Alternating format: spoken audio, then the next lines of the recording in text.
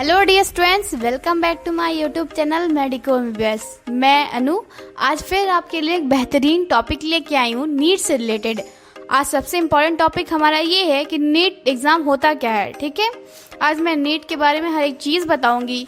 कुछ बच्चे होते हैं जो 12th पास करने के बाद उनको पूरी नॉलेज नहीं होती है, उनके मन में क्वेश्चंस आते हैं कि नीट होता क्या है, इसको मैं कैसे करूँ, उसके क्या फ़ायदे हैं, क्या बेनिफिट्स हैं, सो कितने अटैम्प्ट देने होते हैं, हर एक चीज़। मतलब जैसे एग्जांपल मैं आपको देती हूँ, अगर आप कोई भी चीज़ किसी भी चीज़ में अगर आप इंटरेस्ट लेते हैं, तो अगर आप किसी चीज़ में पार्टिसिपेट लेना चाहते हैं तो उस चीज़ के बारे में, जैसे कि आपको डॉक्टर बनने में इंटरेस्ट है, इंजीनियर बनने में इंटरेस्ट है, तो आप उस चीज़ को पूरी तरीके से जान लेंगे, उस चीज़ को पूरी तरीके से जांच कर लेंगे, तभी उस चीज़ में आप एंटर करिए। वरना ऐसे आधी नॉलेज लेके कभी भी किसी चीज़ में एंटर करना सही नहीं होता है। तो इस वीडियो में आपको मैं नीट से रिलेटेड हर एक चीज़ बताऊंगी। नीट होता क्या है, नीट का मतलब फुल फॉर्म क्या होता है, ठीक है, और इसकी नीट क्वालिफिकेशन एग्ज़ाम क्यों दिया जाता है, इसकी क्वालिफिकेशन क्या होती है, इसकी एज लिमिट क्या होती है, कितने अटैम्प्ट देने होते हैं, इसके एग्ज़ाम पैटर्न क्या होते हैं, सिलेबस क्या होते हैं, लैंग्वेज किस लैंग्वेज में दिया जाता है ये पेपर।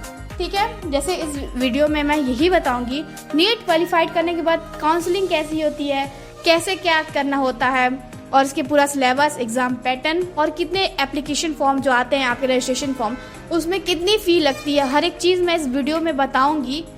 वीडियो के आप एंड तक बने रहिएगा। चलिए स्टार्ट करते हैं वीडियो। आइए, तो सबसे पहले हम लोग जान लेते हैं नीट क्या होता है, नीट का फुल फॉर्म क्या होता है। नीट का फुल फॉर्म होता है national eligibility cum entrance test. ठीक है, यह वह टेस्ट होता है जो हम लोग एमबीबीएस, बीडीएस, बीएमएस, बीएमएच जैसे कोर्सेज के लिए एक मेडिकल एंट्रेंस टेस्ट दिया जाता है, जिसके बाद आपका इन सभी कोर्सेज में एडमिशन होता है आपका। ठीक है, जो आपको अब आप 12th पास करते हैं, उसके बाद अगर आपका सपना होता है डॉक्टर बनने का, तो सबसे इम्पॉर्टेंट होता है आपका नीट क्वालिफाइड करना। आप अगर नीट क्वालिफाइड करते हैं, उसके बाद ही आपको इन सब कोर्सेज में एमबीबीएस, बीडीएस, बीएमएस जैसे कोर्सेज में आपको एडमिशन मिलेगा। ये एग्ज़ाम बहुत ही इम्पॉर्टेंट होता है। इस एग्ज़ाम को साल में सिर्फ एक बार दिया जाता है, जो कि आपका मई जून के महीने में हर साल होता है। जैसे कि अगर आप एग्ज़ाम को ये दे देते हैं एंट्रेंस एग्ज़ाम नीट का, तो इसके बाद आप एमबीबीएस, बीडीएस, बीएमएस जैसे मेडिकल कोर्सेज में एडमिशन ले सकते हैं काउंसलिंग के थ्रू, और अदर कंट्री में भी एडमिशन ले सकते हैं, गवर्नमेंट कॉलेजेस ले सकते हैं, प्राइवेट कॉलेजेस लेते हैं, depend on your scores. So video में मैं आपको यही बता रही हूँ, जैसे कि स्क्रीन पे दिखा रहा है सब कुछ आप देख रहे होंगे। अगर आपको इससे रिगार्डिंग कोई भी अगर डाउट्स आपके मन में आ भी रहे हैं, तो आप मेरे नीचे कमेंट सेक्शन में कमेंट करके मुझसे पूछ सकते हैं, या फिर मेरे दिए गए नंबर पे कांटेक्ट कर सकते हैं। व्हाट्सएप नंबर भी मैंने डिस्क्रिप्शन में डाल दिया है। बात कर ले इसकी अगर लैंग्वेज की, तो इस एग्ज़ाम को आप हर लैंग्वेज में, इंग्लिश, हिंदी, गुजराती, मराठी, तमिल, जो भी लैंग्वेज आते हैं सारे लैंग्वेज में ये एग्ज़ाम को दिया जाता है। ठीक है, इसकी अगर हम बात कर ले एलिजिबिलिटी क्राइटेरिया की, तो ये एग्ज़ाम वह बच्चे दे सकते हैं आफ्टर 12th के बाद। जो बच्चे 12th पास करते हैं, कम से कम 50% से ऊपर उनका परसेंटेज होना चाहिए। ठीक है, और ये साइंस स्ट्रीम से ही 12th पास किए हों। ठीक है, और साथ ही साथ अगर हम लोग इसकी एग्ज़ाम पैटर्न की बात करें, तो इसका एग्ज़ाम पैटर्न में होता है फिजिक्स, केमिस्ट्री, बायोलॉजी, 3 सब्जेक्ट होते हैं, जिसमें फिजिक्स में 60 क्वेश्चन पूछे जाते हैं, और केमिस्ट्री में 60 क्वेश्चन, और देन बायोलॉजी में 60 क्वेश्चन।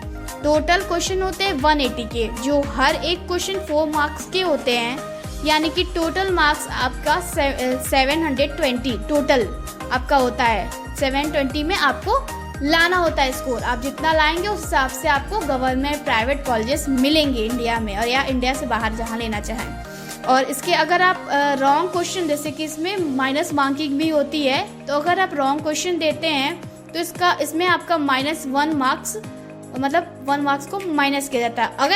अगर आपने आंसर्स को सही या राइट क्वेश्चन दिया, तो आपको +4 मार्क्स अलग से मिलेगा। ठीक है, रही बात आपके से कुछ बच्चों का ड्रीम होता है गवर्नमेंट कॉलेज लेने का, कि इसे गवर्नमेंट कॉलेज में ही होता है कि बाकी अदर प्राइवेट कॉलेजेस से फीस बहुत ही ज़्यादा कम होती है।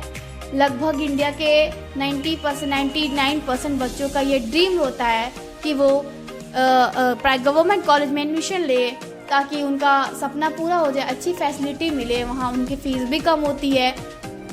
तो अगर आप गवर्नमेंट कॉलेज के बारे में अगर सोच भी रहे हैं तो इसमें आपको नीट का एग्ज़ाम कम से कम मतलब आपको 550 के अप्रॉक्सीमेट आपको स्कोर लाना पड़ेगा। नीट में 500 to 550 तक आपको स्कोर लाना पड़ेगा। कैटेगरी वाइज अगर आप जनरल कैटेगरी के हो तो आपको 600 तक ला के आपको सोचना पड़ेगा, ठीक है। मैं जैसे अगर मिनिमम स्कोर की बात करूँ तो 550 भी लाएंगे तो आप गवर्नमेंट कॉलेज के बारे में सोच सकते हैं, ठीक है। और इसमें कई अटैम्प्ट होते हैं, मतलब कि आपको अगर मन देखिए, अगर आप नीट की तैयारी कर रहे हैं तो अपनी प्रिपरेशन बहुत ही अच्छे रखिए, अपने बेस को मजबूत रखिए। और इसकी जो बुक है पीसीबी फिजिक्स केमिस्ट्री बायो, जो कि एनसीईआरटी बुक से ही क्वेश्चन पूछे जाते हैं, तो आप ध्यान लगा के इस चीज़ को पढ़िए। नीट में जिसका जो पूरा सिलेबस होता है जो एनसीईआरटी बुक से ही आता है। इसके लिए एक कोचिंग आप ज्वाइन कर सकते हैं, नीट की कोचिंग, जो बहुत अच्छे कोचिंग्स होते हैं नीट के, वहाँ पे अगर अपनी प्रिपरेशन कर सकते हैं और अपने न्यू नोट्स को प्रिपेयर करिए, पढ़िए, उस पर ज़्यादा समय दीजिए। क्योंकि आपको पता है इंडिया में अगर हम लोग गवर्नमेंट कॉलेज लेते तो कम से कम फीस में आपका हो जाता है, लेकिन अगर हम लोग अगर प्राइवेट कॉलेज में अगर आ भी जाते हैं तो हमारा कम से कम 80 लाख से 1 CR तक हम लोग का बजट चला जाता है अगर प्राइवेट कॉलेज में जाते हैं। तो आप लोग को इससे पता होगा कि नीट क्वालिफाइड करके अच्छे स्कोर लाना कितना ज़्यादा इम्पोर्टेंट हो गया है आजकल इंडिया में। ये चीज़ तो आपका पड़ गया। अगर जिन बच्चों का फीस मतलब बजट कम होता है वो बच्चे अपने अच्छा ऑप्शन, इससे अच्छा और ऑप्शन भी देख सकते हैं, अब्रॉड में भी जा सकते हैं। ये भी आपका बहुत ही अच्छा ऑप्शन है। वहाँ की पढ़ाई भी बहुत अच्छी होती है, वहाँ पे भी ये इंडिया जैसी फैसिलिटी, गवर्नमेंट कॉलेज जैसी फैसिलिटी वहाँ पे अब्रॉड में भी दी जाती है। तो आप उसको भी अपने ऑप्शन में रख सकते हैं। अब्रॉड में अगर जाना चाहें तो नीट में आपको क्वालिफाइड स्कोर लाना होता होगा, ठीक है। नीट अगर हम लोग इसके एज लिमिट की बात करें तो इसकी एज लिमिट हमें 17 से 25 साल तक इसकी एज लिमिट होती है।